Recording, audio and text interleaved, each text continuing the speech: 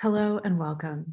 I'm Judith Barr at the Getty Villa in Los Angeles, California, the home of the Getty Museum's collection of ancient Greek, Roman, and Etruscan art. I'm joining you today from the traditional, ancestral, unceded territory of the Gabaluna Tongva people, with honor and respect for the deep history of this region. Today's program is part of the Getty's Art Break series. We take inspiration from objects in the Getty's collection to encourage new conversations about ancient art and cultures. We'll be taking a closer look at the many faces and stories of the Gorgon Medusa, and we'll question whether monsters are always monstrous. And I'm so excited to welcome the wonderful illustrator, Christine Larson, today. Hi, Judy. It's nice to be here. One of the reasons why I find Medusa so compelling a character is precisely her ubiquity. She's everywhere in the ancient world. This is a story we see echoes of in ancient pavements, in funerary contexts, luxury jewelry, monumental architecture, and so much more. And in fact, if you're standing inside the inner peristyle halls of the Getty Villa itself, you'll likely have Medusa peering down at you from the base of the bronze lamps suspended above your head.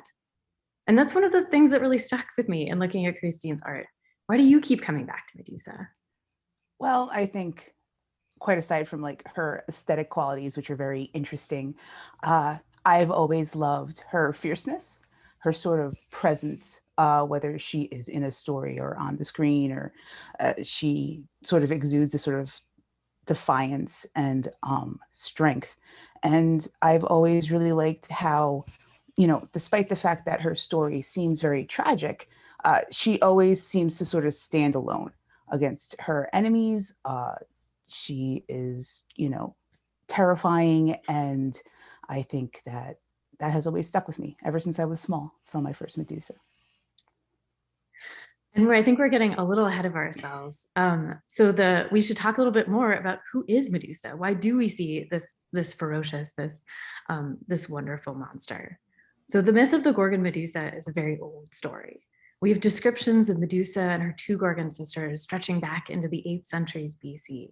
Medusa's head, the Gorgoneon, is already placed on Athena's breastplate in Homer's Iliad. So we know that her story must be even older. And I think that's just really remarkable that we can be here today retelling a story in nearly 3 millennia in the making, something that's already been reworked and shaped and retold countless times. So in the earliest preserved versions, Medusa and her two immortal sisters are dreadful and unspeakable. They're monsters bearing snakes with large eyes, boar tusks, and wings. With the aid of a shield as a mirror, the hero, Perseus, cuts off Medusa's head for King Polydectes of Seriphos in a quest to aid his mother. And from the blood on Medusa's neck comes 2 more monsters, the winged horse Pegasus and the giant Chrysaor. And Medusa's decapitated head then becomes a protective decoration for the goddess Athena. And centuries later, that story really shifts around a little bit. So Medusa is a beautiful maiden who's raped by the god Poseidon in Athena's temple. And as punishment for this violation, Athena turns Medusa, not Poseidon, into a monster with these snakes for hair. And I also find a lot of pathos in Medusa's kind of lack of agency in a lot of these depictions and a lot of these stories. And I think what's really great is that here we're really seeing her, right? It's not about the snakes, right? It's not about the sort of the attributes of Medusa. We're really seeing Medusa come alive here. And is there something you always try to like include? Is there something you always try to build around Medusa? I mean, quite aside from the snakes, I think I do try to focus on like a fierce expression, a very like strong look in her eyes, like that stare, uh, and definitely try to capture just the sense of, her. I've always kind of in my head felt that she was defiant, right? Her circumstances are so dire. And people just keep coming to try to kill her, like she's like a rhino with a magic horn. So whenever I try to draw her, I always try to put that air of defiance in her. And I think that's such a really beautiful evolution from what we see in a lot of ancient art. So in a lot of ancient art, especially, what we're really seeing and what we're hearing about is her punishment, it's her death, her dismemberment, and how that really plays into the needs of others. It's her blood is becoming monsters. It can be medicine. Her head is a talisman. Is she a joke in this story? Is she the victim? Is she the monster? And we don't always know what that story is. We don't always have the exact words that the craftsmen who made these were relying on. And so today I'm really excited to be able to focus so much on the faces of Medusa that we have, that you create, this sort of extraordinary visual imagery that's still allowing us to define her today. So I just wanted to look a little bit more closely at the object on the left. So we're staring now into Medusa's eyes on the back of this small bronze mirror. I've tested this in the gallery, and don't worry, I've never become petrified, so you can try this at home. And it's here that I think I can really see echoes of Pseudo-Hesiod's description in the Shield of Heracles, the sort of early Greek work. The Gorgons, dreadful and unspeakable. At their girdles, two serpents hung down, their heads arching forwards. Both of them were licking with their tongues, and they ground their teeth with strength, glaring savagely. And if we move on to the next slide, we can really see some details of this sort of raw frontal view from the back of this mirror case. So we have these bared teeth, this kind of lolling tongue, the fringe of the beard, and this wonderful vibrating row of bearded snakes. And so let's jump ahead now to the next slide, because I think we can really see the spirit of this quote here. So tell us about this Medusa. So this was drawn based on Ray Harryhausen's design from Clash of the Titans, which was a movie back in 1981. And I think people who are familiar with pulp cinema will know Ray Harryhausen, but just a quick, he was a stop motion animator who did many special effects for fantasy movies, a lot of Greek-based legends. And he was probably the first one to, it was the first Medusa I ever saw as a child. And her presence in Clash of the Titans always stuck with me. She definitely steals the show, despite the fact that there's very little character development the whole time. She is a monster in that. She comes in, you hear like the rattle of her tail. He was the first one to put that like half woman, half snake body, and you hear that, and you know like she's coming. And to the credit of the guy playing Perseus, whose name I can't recall at the moment, he looks terrified, and he should, because she is terrifying on that screen, and that whole scene is probably the best scene in that whole movie. So she's here, and I did this definitely inspired by her. I love the fierceness in her expression. I like that she's not pretty. She's got like that hook nose and the really sharp teeth and the crazy snake hair, but she's beautiful to me too. Like she's a beautiful creature, and I think that's why this always stuck with me in that film. Yeah, I think she's just sort of unapologetically dreadful. It's this wonderful embodiment. And I really think that if, the writer who wrote that quote from Pseudo-Hesiod, I think they would recognize this. I think you can really see elements, particularly in those kind of jagged, gnashing teeth, and that sense of movement, right? Like if you were in that scene, the Gorgons are chasing after Perseus. And I think if you were to have this face chasing after you, you would also be filled with like unspeakable dread. Yeah, and to Harryhausen's credit, if you ever look at, he's done many interviews. His interview about Medusa was previous movies. She was just an actress with snakes in her hair, and they just bounced around. It was very silly. But he wanted the snakes in her hair to be these coiling mass, and they really are. If you ever look into how stop motion animation is done, it's like he's a credit to the craft. It's very difficult to do, and she's definitely very, very scary if you're 6 years old and seeing Clash of the Titans. And I think that actually leads us really well into our next slide, where we kind of jump back into looking at how this sort of visual narrative of Medusa played out in the ancient world. So one of the things I find really striking about a lot of these objects and about your artwork is that they're really on a small scale. Most of these can easily be held in your hand. And this kaiathos, or wine ladle, allows us to explore how all of these different kinds of objects really played visually with this narrative of Medusa in different ways. So the mirror almost placed its user as Perseus in the same way he used a mirrored shield to defeat Medusa. And here, while interacting with the ladle while dipping it into wine or pouring it out, you can actually see the story unfolding. So Medusa is still alive and running away with her two sisters. But Perseus, who's at the far left on the left image, has his curved blade out, winged boots. And on the next slide, we can really see this great detail of these gorgons. So they have these wild wings, these boar tusk teeth, this lolling tongue, these wide staring eyes. And Aeschylus wrote about the three-winged sisters, the snaky-haired gorgons, hated by men whom no mortal can look on and draw breath.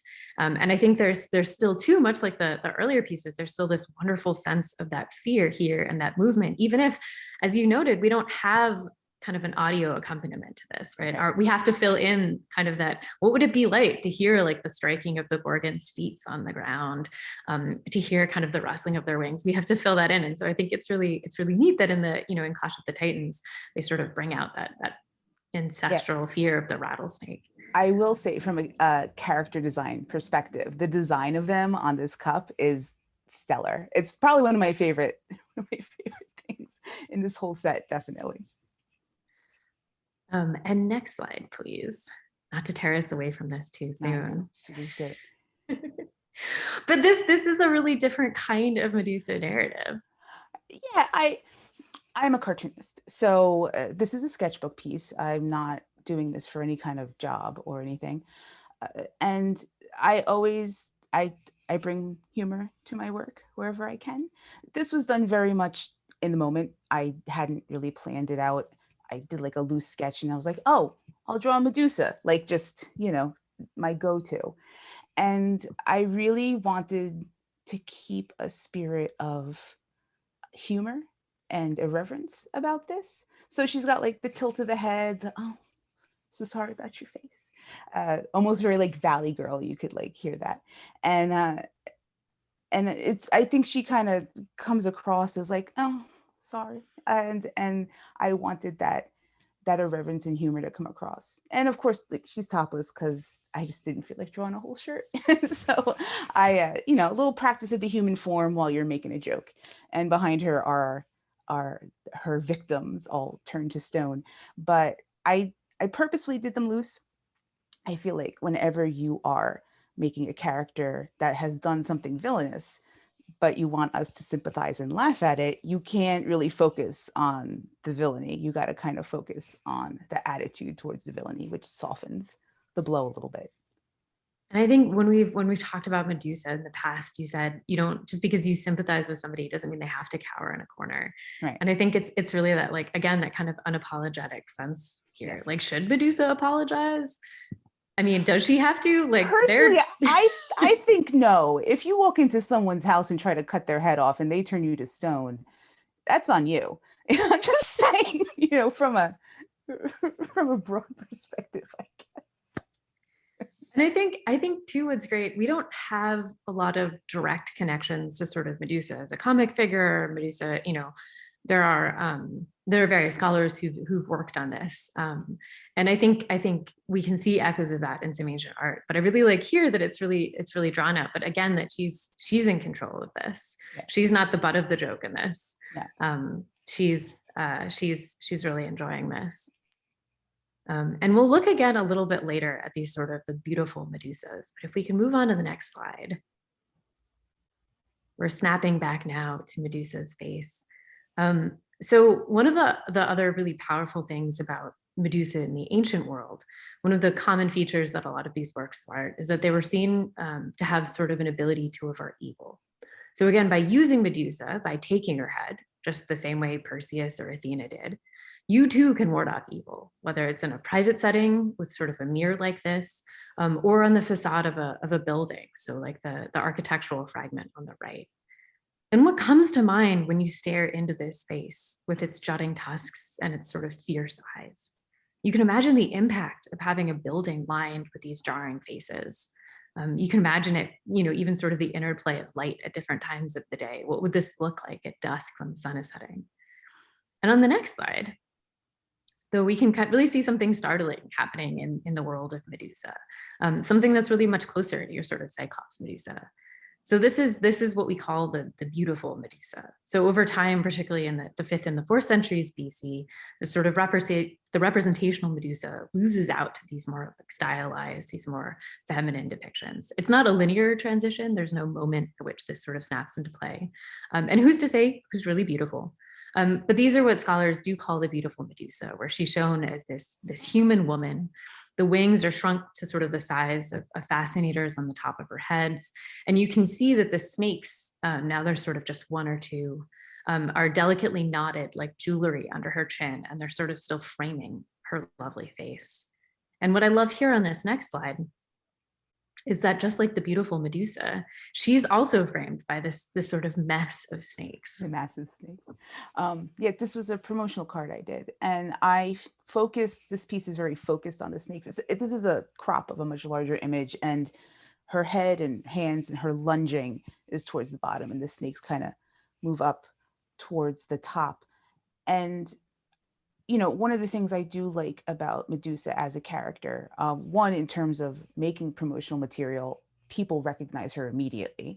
And two, there's so much aesthetic opportunity for playing with pattern and texture. The snakes, you could give her scaly skin, but as much as you may change her, as long as you have certain aspects, people know who it is. And definitely in this one is it's the bare essentials, right? The head, the eyes, the teeth, the snakes, but you still know who it is. And I remember when I did this show, people were like, "Oh, Medusa." The snakes themselves are actually based off of parasites. They're not actual snakes, so you can really go off, and people will still recognize it. But the little cross faces are like a parasitic animal that I was briefly like, oh, that's cool looking.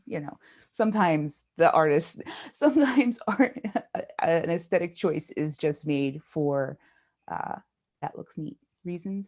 But I did like breaking her down to her bare essentials for this. And I like too, so it's that active nature of the pose, right? This again is not a decapitated Medusa. This is a Medusa who's very much in control of whatever she's lunging towards. Yeah, I've never drawn her decapitated.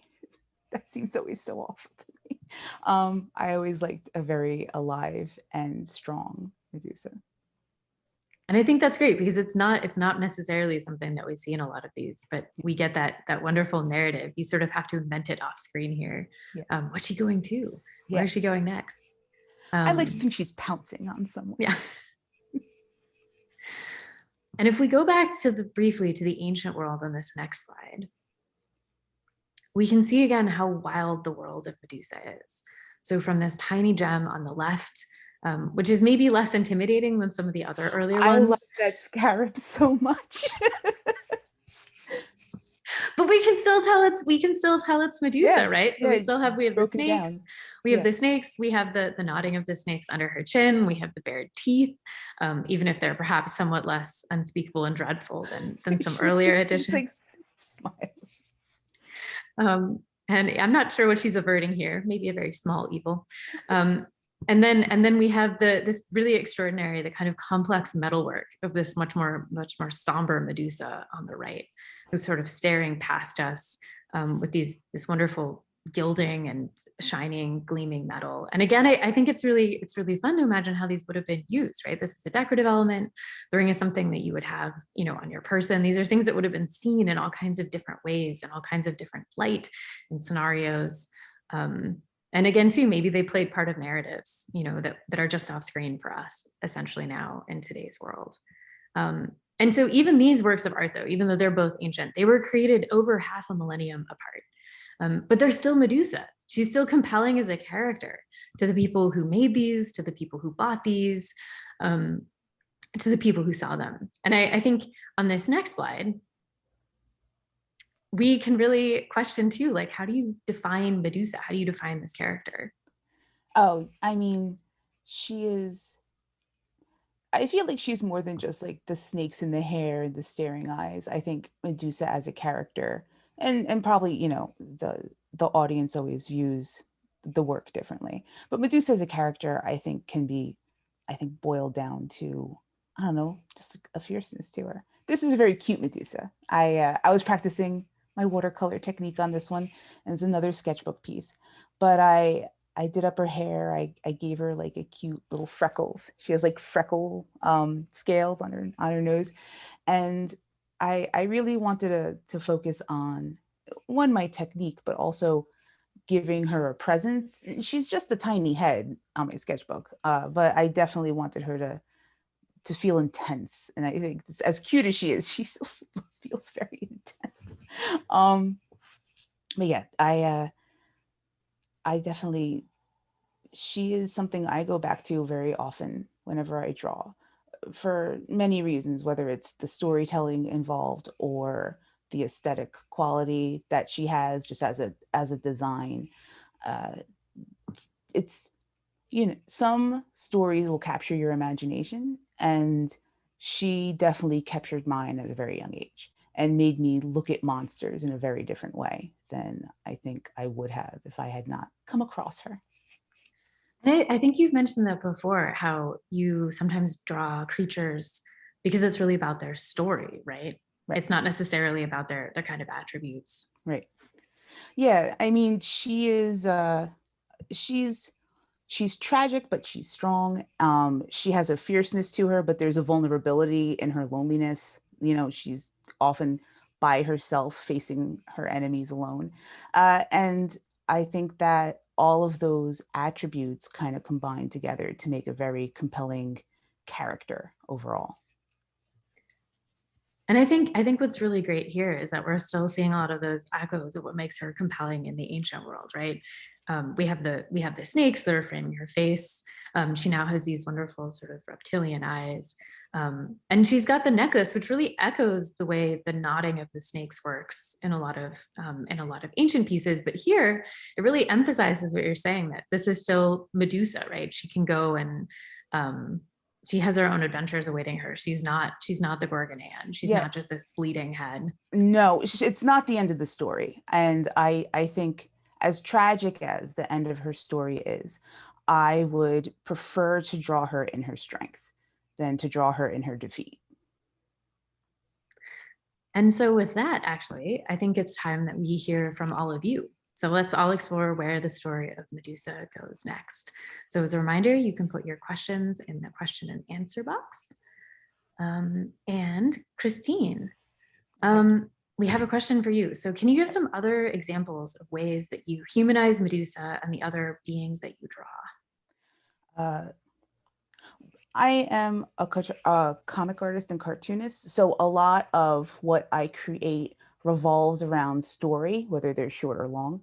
I feel like humanization, one, comes in expression.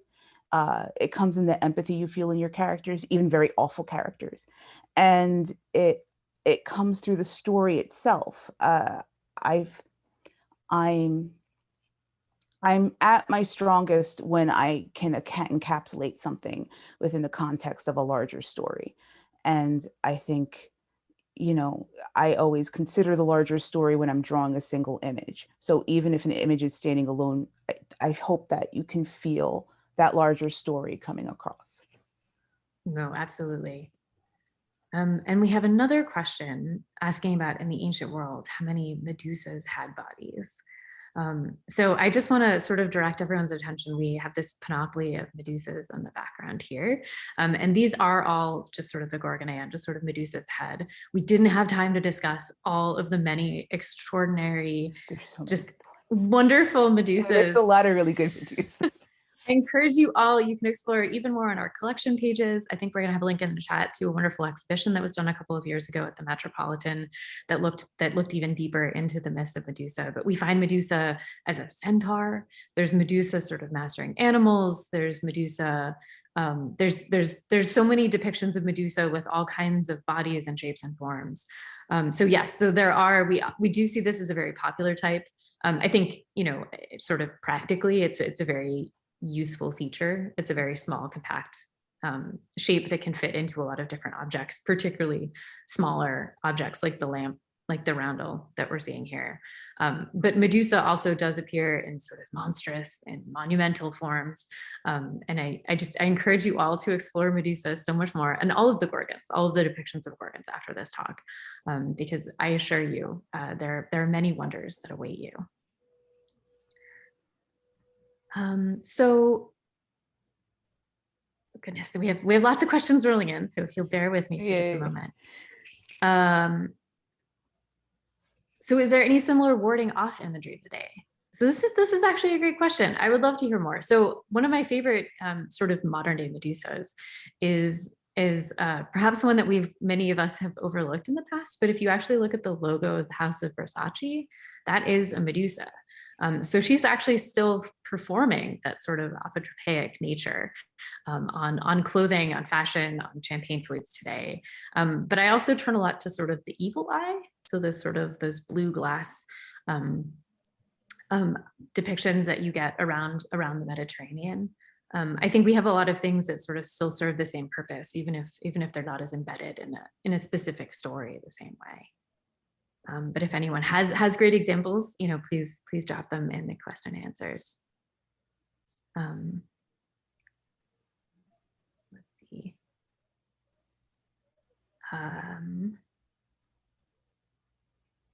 We have a question for you about where sort of you get your snake models. Where do they come from? My actual physical, where do I draw snakes from? Yeah, are you inventing? Are these snakes out of whole cloth? Are these specific snakes? You mentioned the rattlesnake when it comes to Harryhausen. That's true. Yeah. So I do a copious amount of research generally for most projects, but since you're seeing a lot of stuff from my sketchbook, there are things I am drawing from memory. And very often when I use reference, I will do studies and then later draw from memory from the studies when I do cartooning, so that you're trying to balance stylization and realism. And I find if I have a picture of a snake right there, it's too close, right? It almost is separate from the rest of what I'm drawing. So I'll do my studies, figure out how I'm stylizing, and then I'll go and do the actual drawings. But in terms of like where I get snakes from, the internet, I don't own a snake. I like snakes. Reptiles are very temperamental animals, and I have 2 cats and a 6-year-old, and that's dangerous. I don't want to kill a snake. True dangerous beauty there. Dangerous beauty. Yeah. So I should mention we're just about coming up on 12:30. We are going to go longer to try to answer more of these questions, but for those of you who can't stay, thank you so much for coming. We have a question here about other favorite female monstrous beings and seeing parallels between all of them and their qualities and their bad reputations. So I personally, this is not just something, there's a lot of scholarship. And again, if you look at the Dangerous Beauty catalog, you'll see other examples of these wonderful monsters in the ancient world. But I do think it's really extraordinary that we have these sort of often shown as female, though not exclusively, monsters like sirens. There are sort of very old depictions of male bearded sirens, but we usually think of them as being these sort of half woman, half bird creatures. And I do think that they're sort of always placed in the same category. But one of the things I think that's really exciting about this is kind of taking them out of those depictions and kind of looking at them here in their art in this own way. And Christine, you also work with sirens, right? Yeah, I've done many siren drawings. There's a character in my newer comic called Siren, though she's more of a mermaid, I think. But in terms of aquatic villains, one of my favorite villains ever is Ursula from The Little Mermaid. And I will love that character until I'm dead. She's such a good villain. I love good villains, and she's so unapologetically evil and self-serving. And I don't love that because I think those are good qualities. I love that because she serves her purpose so well in the story. Whereas if you look at the original Hans Christian Andersen Ursula, she's a little more passive and part of almost like a foil in the larger context. And it's one of the things I did like about the Disney version. It beefed her up a lot. And I think that's actually really great. There's sort of that unapologetic nature, right? Ursula is far from being shy and retiring. Yes, she's definitely, was that type A? She's definitely type A. She's very outgoing. I loved her eels too, because I like eels. I mean, generally, I think they're cool animals. So, And sorry, there's so many. So you're sorting through. Questions. I got you. Yes. Yeah. So this, I think, there's an interesting question here about these pictures represent how the artist saw her. So is there maybe a difference in sort of the gender of the artist and how they're interpreting her? And I should say that, generally speaking, we don't know who created most of the works of art that I've shown from the Villa's collection. Um, so it's really, again, I always try to stress the fact that we don't know the stories or sort of the history of why a lot of these objects were made, these precise objects were made, even if we can look at them in the aggregate and sort of draw trends and draw connections to literature that we do have preserved. Well, But I think you have this very wonderful sort of take on Medusa. Is that something that you see different artists playing with today? yeah, I think, whatever however you identify, that identity will always come to play in your work, in some form, not necessarily make it better or worse, but it's your perspective. So of course that's why, different artists, I teach art. So I remember I just gave a lecture to my class, actually, that, you're never going to be hired because you can render a Coke can, right? That part of illustration is done. You're hired because people see your perspective and they think that perspective is what works for what they want to do. So and in the ancient world, like, many of these were probably commissioned. So they were probably commissioned off of specific people. I don't know. It's who I am influences my work, but that's true of anyone who does art. No, absolutely. So we have a question here that's sort of asking about how we see male heroes. And is there a way to see hybrids and monsters as heroes in their own right, or at least as equal protagonists? Oh yeah. Aren't all monsters the perspective of the story, right? From Medusa's perspective, Perseus is broke into her house. you know? So I definitely, like, the perspective of the story is what makes the monsters monstrous. If you saw something from a different perspective, it would be the hero can very easily turn into the villain. No, exactly. And I think, what it's true that we didn't dwell a lot on Perseus or the other figures that interact with the Gorgons today, in part because I really did want to put the spotlight on Medusa. Because again, so often we talked about this in the beginning, but she sort of loses that agency. In a lot of this art, she's sort of buffeted by the forces that are taking her, that are using her. And I also think that in a lot of, in a lot of ancient myth, it's not like a moral, like this is wrong or this is right or this is monstrous. Right. But certainly I think a lot of the characters, a lot of the gods, a lot of the figures, they operate in different valences than, than the way we perceive them today. Right. And I don't think Perseus is necessarily portrayed as this like fountain of moral goodness either throughout the course of his story. There's a little bit of what's the word I want? There's a little bit of ambiguity, but also he as a person has he's trying to move forward.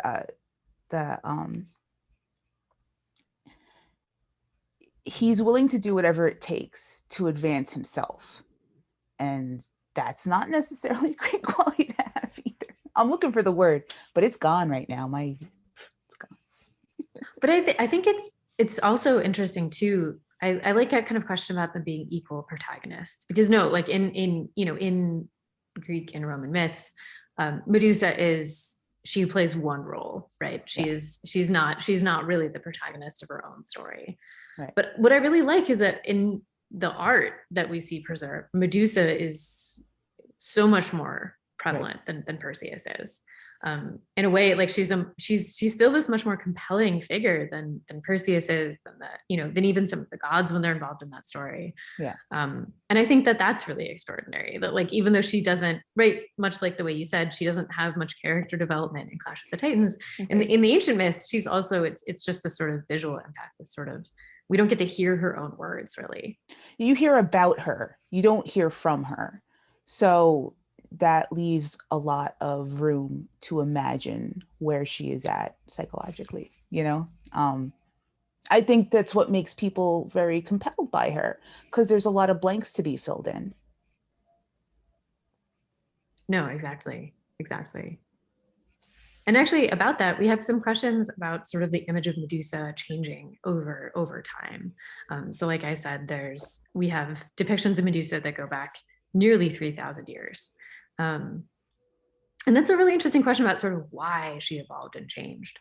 I don't know that I have all the answers about that, but I think what's really wonderful is that we can see Medusa depictions of Medusa from all over the Greek and Roman world. So Medusa picks up local characteristics, local artistic styles. There's no one single canonical Medusa.